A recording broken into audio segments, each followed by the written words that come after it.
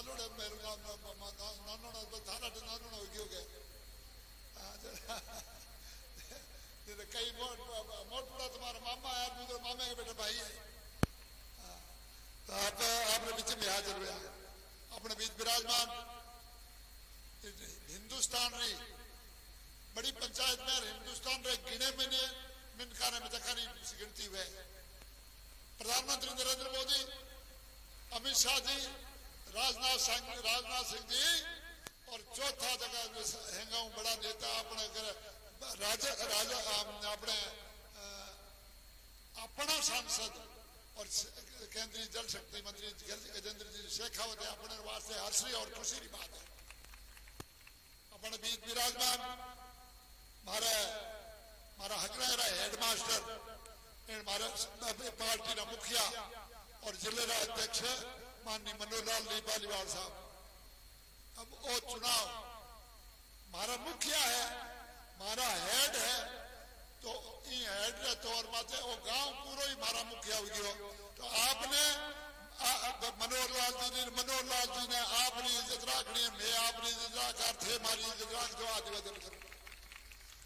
थारो गांव है, मारो हेडमास्टर है, थारे थे माने लीड कर लिया हो, तो वास्ते अपनो फर्ज भी बड़ो बनाए और भी फर्ज निभाना है कि जिले का मुखिया होने के नाते आप लोगों ने बहुत मजबूती रहते हैं वोट डाल और घने वोटा लीड देना शेखर साहब ने आदरणीय फायर प्लांट नेता आदरणीय भागीरथ जी, डॉक्टर साहब भानीराम जी और सारा विराजमान मंच में थे श्याम जी और शंकर जी महाजरान, आप सब विराजमान हमारे सारा सहयोगी और युवा शक्ति। एक ही बात है, 500 साल के बाद में भगवान श्री राम रे भाग्य में ही वनवास लिखे त्रेता युग में 14 वर्षों वनवास और कल युग में 500 वर्षों वनवास आपने धाम में नहीं विराजा और पूरे बाद में अब 500 साल के बाद में एक कांटे भी नहीं भाग्यो और पाछो मंदिर बन गयो। कोई न कोई तो शक्ति काम कर रही है, कोई न कोई तफसील राजगादी के माथे बैठा है और वो है नरेंद्र मोदी जी। नरेंद्र मोदी जी ने भेंट ले भाड़ा में हुआ गया 7 वर्ष तक तपस्या करी और पारे गुरु कहो कि थारो जन्म इन वास्ते नहीं हो कि भाखरा में तपस्या करो, थारो जन्म इन भारत मारे उद्धार के वास्ते हो, भारत ने परम वैभव मत पहुंचाने के वास्ते हो। जाओ और समाज में सेवा करो और देश में नेतृत्व संभालो और इन वास्ते तपस्वी अपना नेतृत्व कर रहा है। देश देता पहला भी हुआ लाल लपाए ऊपर रहता और आज नरेंद्र मोदी देश का देश है भारत ज्यादा 50,000 लोग भारत माता को जयकार लगावे और कोई तो खास शक्तिशाली देश में राष्ट्रपति प्रधानमंत्री नरेंद्र मोदी जी के Modi is the boss, Modi is the boss, Modi is the boss 3 के लटे मोदी हमारा बॉस है। और पूरे बाद में एक राष्ट्रपति पगे लाग आशीर्वाद देवे कि दृश्य पुस्तक में भारत लोग सीनो छोड़ो ये गर्व इन तरह से।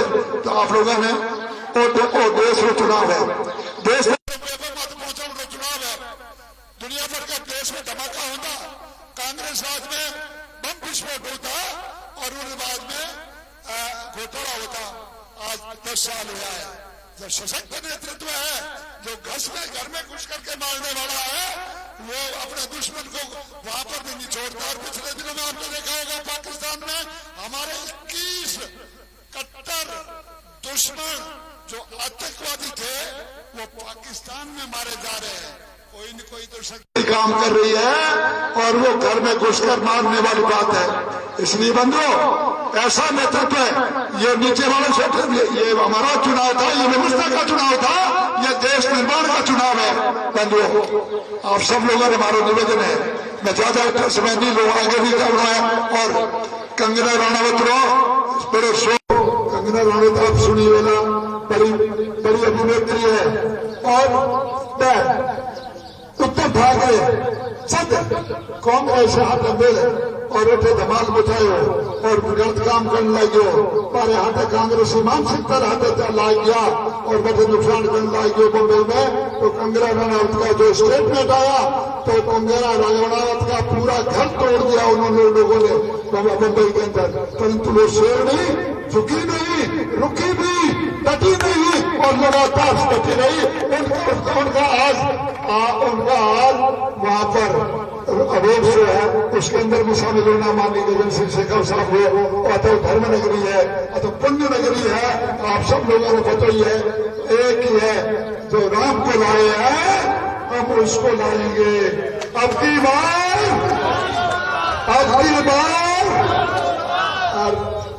अब की बार 5 लाख पार, अब की बार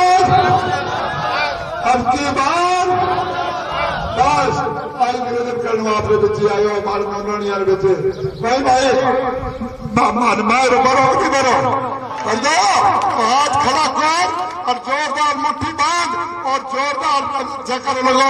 अरे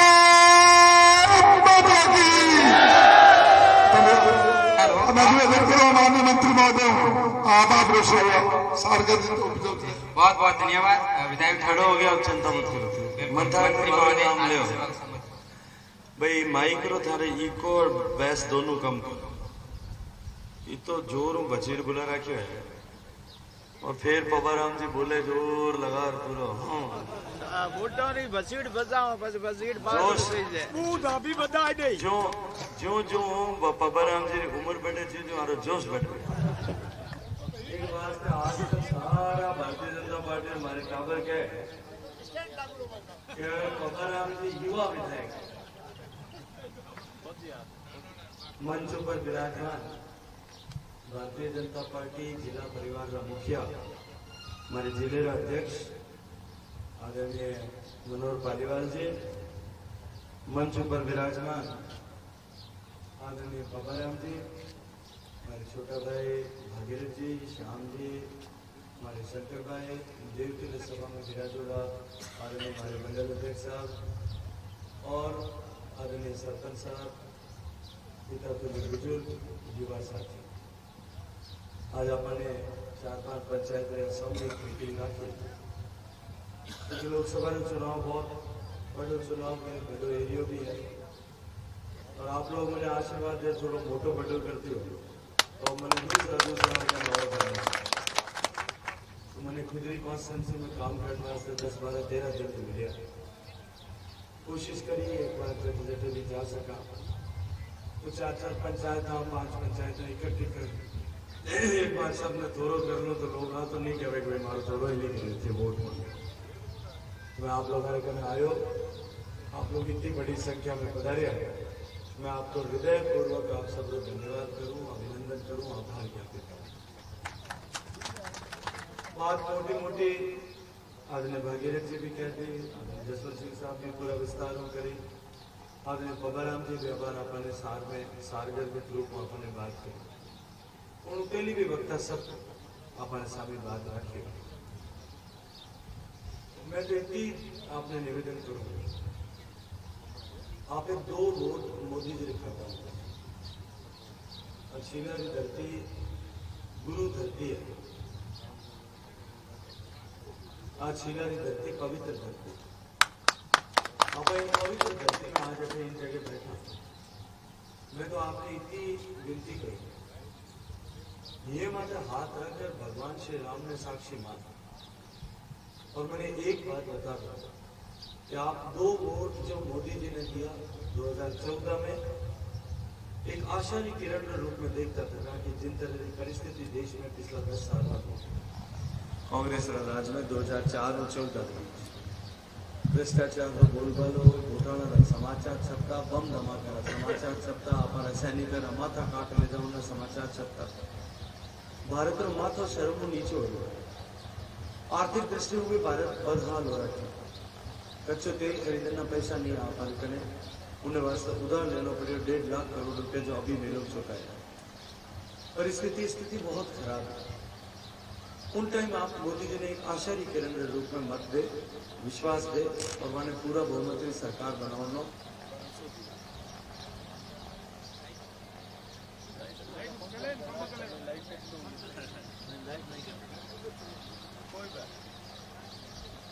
आप पूरा भरोसा गिरा आवाज आवे भाई मैंने लोकसभा 500 जना में माइक की जरूरत नहीं पड़े आप पूरा भरोसा दिलायो पूरा विश्वास दिलायो और मोदी जी ने कामयाब किया 500 सीटा पर 282 सीटा को।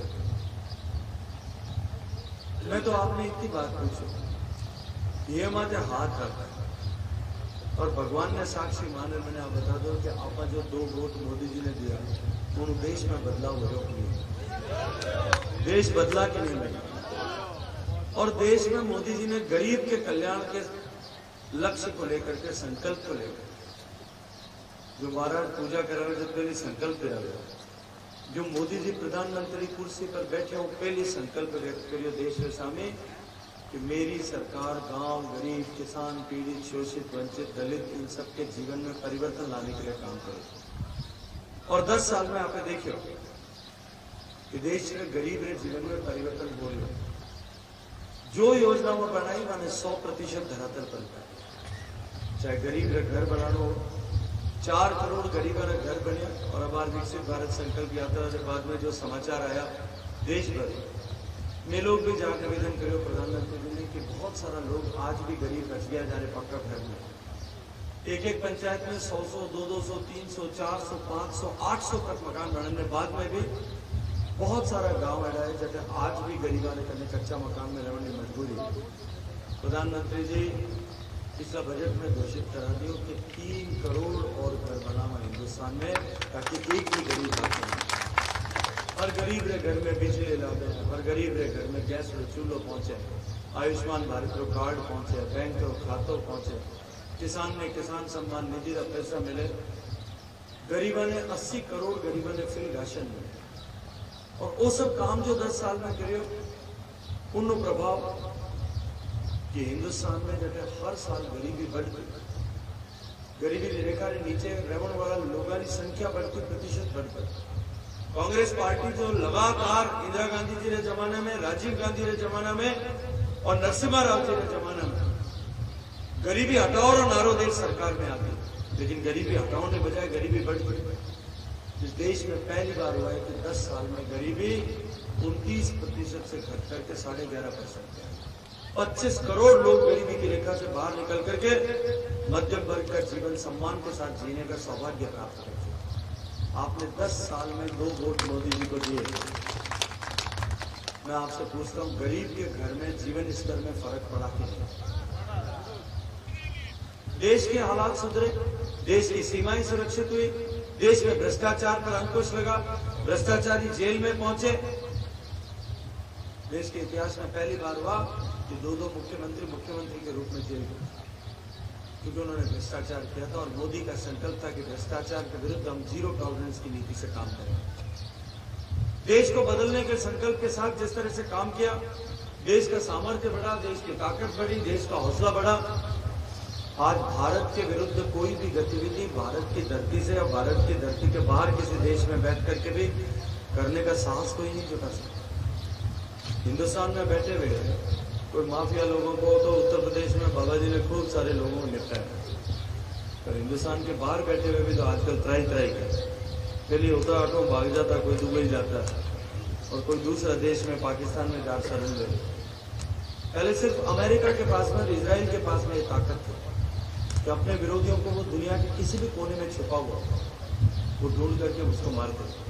ओसामा बिन लादेन को उन्होंने मारा, इराक के राष्ट्रपति को उन्होंने उठा करके मार दिया। ये भारत की ताकत है जो आपने मोदी जी की ताकत बनाई। आज भारत विरोधी हर महीने में एक आध समाचार छपता है कि वहां बैठे बैठे निकल, ये भारत की ताकत। अब लेकिन क्योंकि ये धर्म धरती है, धर्म नगरी है, इसलिए मैं उसके बारे में चर्चा करूं।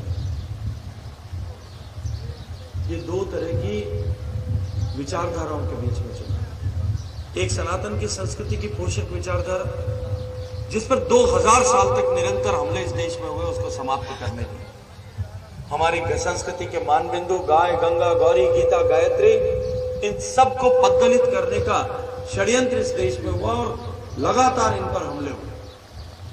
लेकिन हमारे पूर्वजों की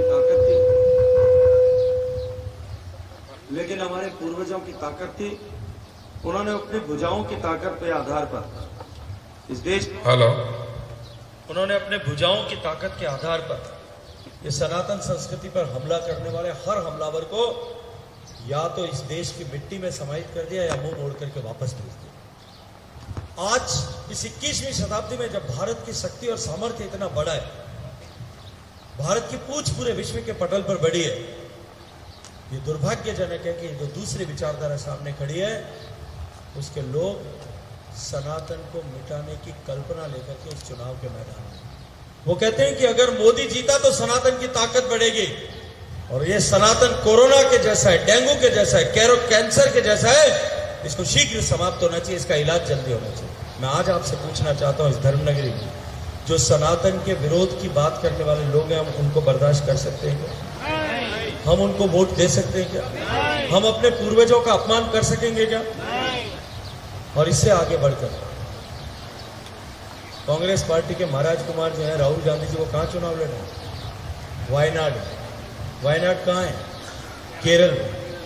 और उस केरल में उनके पड़ोस की जो लोकसभा है उसमें जो चुनाव लड़ रहे हैं वो कांग्रेस पार्टी के सांसद के प्रत्याशी ने होर्डिंग लगवाए हैं पूरे कॉन्स्टिट्यूंसी में, अगर गाय के मांस खाने की अनुमति और अधिकार चाहते हो तो कांग्रेस पार्टी को वोट दो। अब निर्णय आपको करना है कि आप कांग्रेस पार्टी के साथ जाएंगे या भारतीय जनता पार्टी के सितारे को बुलंद करने के लिए काम करेंगे।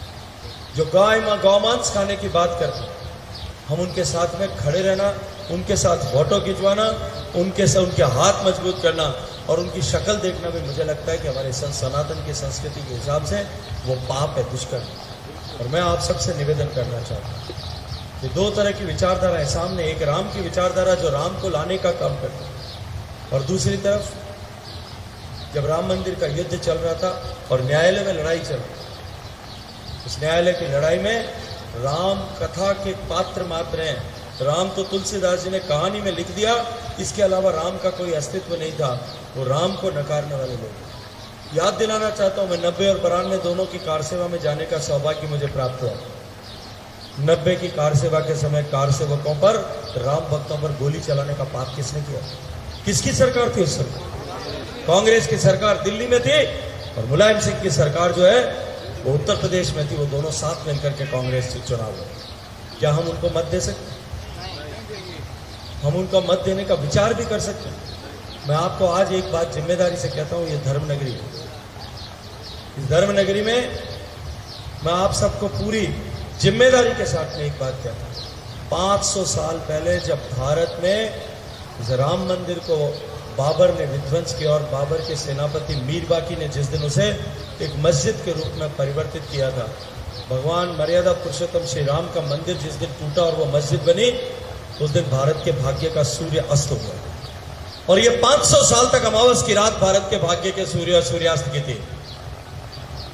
अब भारत में राम मंदिर के निर्माण के साथ और उस मूर्ति की प्राण प्रतिष्ठा के साथ में भारत का भाग्य का सूर्य वापस हो गया। और आज पूरी दुनिया भारत की तरफ देख रही है। भारत की संस्कृति के मानबिंदु हो, चाहे गाय, गंगा, गौरी, गीता, गायत्री हो, भारत का आयुर्वेद हो, भारत की संस्कृति है, भारत का योग है, भारत की चिकित्सा पद्धति है, भारत की जीवन पद्धति है, भारत की जैविक खेती है और भारत की पारिवारिक व्यवस्था है, इसका सम्मान पूरे विश्व भर में वापस स्थापित होने लगा। और ये तो उस समय में भाग फाटनों पहले थोड़ा सा चांदनो लाल लाल दिखा नहीं दिखा। वो प्रातः की अरुणिमा जो है उस ललाई के साथ में आज पूरी दुनिया हमारी तरफ देखने लग गई है। ये राम मंदिर की प्राण प्रतिष्ठा हुए अभी तो 2 महीने हुए हैं, कुछ साल बीतने दीजिए, भारत एक बार फिर उस मुकाम पर जाकर के विश्व गुरु बनेगा।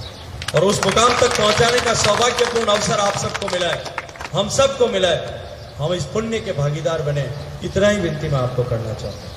मित्रों, एक कामकाज का चुनाव नहीं, न कामकाज का चुनाव है, नाली काली इनका चुनाव नहीं। पानी की व्यवस्था के बारे में निश्चित रूप से हम सबकी चिंता है, लेकिन पिछले 5 साल में जिस तरह से कांग्रेस की सरकार ने पाप किया, मैंने 27,000 करोड़ रुपए दिए थे। मैंने राजस्थान की 1 लाख करोड़ रुपए की स्कीम सैंक्शन की थी। राजस्थान में एक कनेक्शन करने का एवरेज खर्चा देश में 20,000 आता है, राजस्थान में 1 लाख आता है और जोधपुर में 2 लाख रुपए एक कनेक्शन का खर्चा आता है। हमने प्रोजेक्ट सैंक्शन किया। मेरे अधिकारी राजी नहीं थे। मैं प्रधानमंत्री के पास में कैबिनेट में फाइल लेकर गया। मैंने निवेदन किया, माननीय प्रधानमंत्री जी, पानी मुझे या तो राजस्थान नहर से लाना पड़ेगा या सांचौर से लाना पड़ेगा, आपका दिया हुआ नर्मदा मां का पानी। इन 4 जिलों बाड़मेर, जैसलमेर, बीकानेर और जोधपुर में खर्चा 2 लाख रुपए आता है। प्रधानमंत्री जी ने मुझे कहा कि तुम भूमिका क्यों बना रहे हो, तुमको जो बात करनी है वो बताओ। मैंने कहा साहब अधिकारी राजी नहीं हो रहे, 2 लाख रुपए एक कनेक्शन का खर्चा है। तो प्रधानमंत्री जी ने हंस करके मेरे को कहा कि गजेंद्र सिंह जी, मैंने तो आपको पानी पहुंचाने का काम दिया था, ये पैसे गिनने का काम तो जिसको दिया था वित्त मंत्री को वो करेंगी, तुम उसकी चिंता क्यों कर। और 2 लाख रुपए में प्रोजेक्ट जो है एक एक कनेक्शन के प्रोजेक्ट सैंक्शन करें। 27,000 करोड़ रुपया दिया, करने की जिम्मेदारी किसकी थी? राज्य सरकार की जिम्मेदारी। राज्य सरकार ही पानी का काम कर सकती है, हमारे संविधान में लिखा हुआ। राज्य सरकार ने ये काम नहीं किया। क्यों? क्योंकि वो जानते थे कि अगर पीने का पानी राजस्थान में हर घर तक पहुंच गया तो अगले 50 साल तक कभी कांग्रेस राजस्थान में सत्ता में वापस नहीं आ सकती। इसलिए उन्होंने आपको प्यासे रखने की राजनीति की, उन्होंने इस काम को इधर उधर घुमाने की राजनीति की। कहीं टंकियां इधर की उधर पहुंच गई, कहीं पाइप पहुंच गए, पाइप लगा तो टंकी नहीं है, टंकी लगा तो पाइप नहीं है, पाइप लगा तो पीछे पानी आने की व्यवस्था नहीं। इस इतने बड़े कार्यक्रम को, जहां देश में 16% घरों से कनेक्शन से आज 76% घरों तक पानी पहुंच गया, इस राजस्थान के तहत में ये दुर्भाग्यपूर्वक व्यवहार जो है इस कांग्रेस की सरकार ने किया। और अब वो मंच पर खड़े होकर के कहते हैं कि गजेंद्र सिंह मंत्री और पानी नहीं है। वो अपने पाप का ठीकरा मेरे ऊपर फोड़ना चाहते हैं। मैं इस धर्मनगरी में खड़े होकर के आपसे न्याय मांगता हूं। जिन्होंने पाप किया वो ठीकरा, वो कालिक मेरे ऊपर आप पोतने देंगे? मैं आप आज से पूछना चाहता हूं, ये जिन लोगों ने पानी का साथ में राजनीति की और पानी के पैसे में भ्रष्टाचार किया, उनके एक एक का हिसाब होना चाहिए कि नहीं? मैं आपको भरोसे के साथ में कहता हूं, एक आदमी जिसने पानी का पैसा खाया, हलक में उंगली डाल करके उनके पैसे वापस निकाले और वापस निकाल करके राजस्थान में हर घर तक पानी पहुंचे, इसको सुनिश्चित करें। अब आजकल इन्होंने एक बात और कहना शुरू कर दिया, हमारे कांग्रेस वाले करण सिंह जी, कि 3 महीने हो गए इनकी सरकार बने हुए, अभी तक पानी नहीं। तो मैं क्यों भाई, देखो मैं कोई जादूगर तो हूं? जादूगर कौन है? अरे सुनो भाई, ओ मित्र, घरों फोन आए हुए तो बात कर दो, घराड़ी के बिना काम नहीं चल सके, बाकी कोई रोक भी मैं बंद करता, बाकी सब रे बिना काम चले दूँ। मैं कोई जादूगर तो हूं? जादूगर कौन है? कौन है यहाँ पर जादूगर? अगर जे मैं जादूगर होता तो मैं रात डाकूगा से रात फिर तो कंठी लेर मारा और सुबह जादूरी झंडी फिरतो और एक डंडी फिरतो तो सुबह हमारे आप उठता जीता है, छीला में, जांगूबाना में, अच्छा सारा गाँव में जो है एक एक घर में खेड़ियाँ भरी होती, मटकियाँ मूणा भरी होती है, तो पानी पानी होता, पाइप लाइना लागोड़ी होती, टंकियाँ बिनियोड़ी होती, चारों मेर पानी आता। और क्या हमारे नया जादूगर हमें बनिया करण सिंह, जो कहे कि मैं चांद तक सोने की सीढ़ी चढ़ा। एक जन एक टावर ला और मैंने कहा भाई साहब उन्होंने ऐसा कहा। मैंने कहा यार जिम्मेदार आदमी था, सांसद का चुनाव लड़ रहा है, ऐसे कैसे कह सकते? तो भाई साहब आप नहीं मानो तो मैं वीडियो दिखा दूं। मैं क्या दिखा? उसने फटाक से मोबाइल खोल के मुझे वीडियो दिखाया, चांद तक सीढ़ी पहुंचाऊंगा, एक नहीं 2-2 पहुंचा दूंगा, हिंदुओं की अलग होगी, मुसलमानों की अलग होगी, मुसलमानों को अल्लाह ताला मिल जाएगा, उनको भगवान मिल जाएगा, जिसको रहना होगा ऊपर रहेगा, बाकी नीचे आ जाएगा। मैं क्यों प्यारे तो सीधी हटा मत लेना की। तो मैंने उस बच्चे को पूछा, मैंने कहा यार बेटा एकदम मारे मुंडा निकल के, मैं तो सोनो को ढूंढ लाई तो बाबा आपने ठाई नहीं है? नहीं बिल्कुल नहीं। राहुल जी वाली मशीन है, आलू गाली सोनो निकल ही रहे, सीढ़ी चला। मैं देखो भाई मारे तो सोनारी सीढ़ी कोई रे पड़पोता हो जाता, लड़पोता हो जाता, जब चढ़ा क्या हमें भाई डूगरा बूढ़ा बाबा है, पाकोड़ा पान है, रहे तो ठीक है, माथे छी है, नहीं रहे तो भी हमें ठीक है। और भाई हमें तो थे सब हाजा उरा रहो, कहाँ वास्ते अपन सोनारी सीढ़ी चढ़नी? अपन तो अठे हिंदुस्तान में रहना है, इस भारत को विकसित बनाएंगे और विकसित भारत में सम्मान के साथ में रहेंगे। इस बात के लिए मैं आपको निवेदन करने आया। समय लगेगा, मैं जिम्मेदारी से कहता हूं, मैं झूठ नहीं बोल सकता। समय लगेगा, 1-1.5 साल में सारी व्यवस्थाओं को दुरुस्त करके पानी आपके घर पहुंचेगा। और अब की बार जब पहुंचेगा तो 50 साल तक मेरी किसी भी माँ को, बहन को, बेटी को घर से पानी लेने बाहर नहीं जाना। और ये गारंटी मेरी नहीं, ये मोदी की गारंटी है, जिसका मतलब होता है गारंटी पूरे होने की गारंटी। तो मैं तो आप लोगों ने निवेदन करूं, आप लोगों ने पहले भी आशीर्वाद लिया है, भरपूर आशीर्वाद दे और मोदी जी ने कामयाब कर दो, मारे माथे आशीर्वाद रखकर धन्यवाद कर दो, इतनी विनती आप लोगों ने करूं। बोलो भारत माता की। हेलो, बहुत बहुत धन्यवाद मंत्री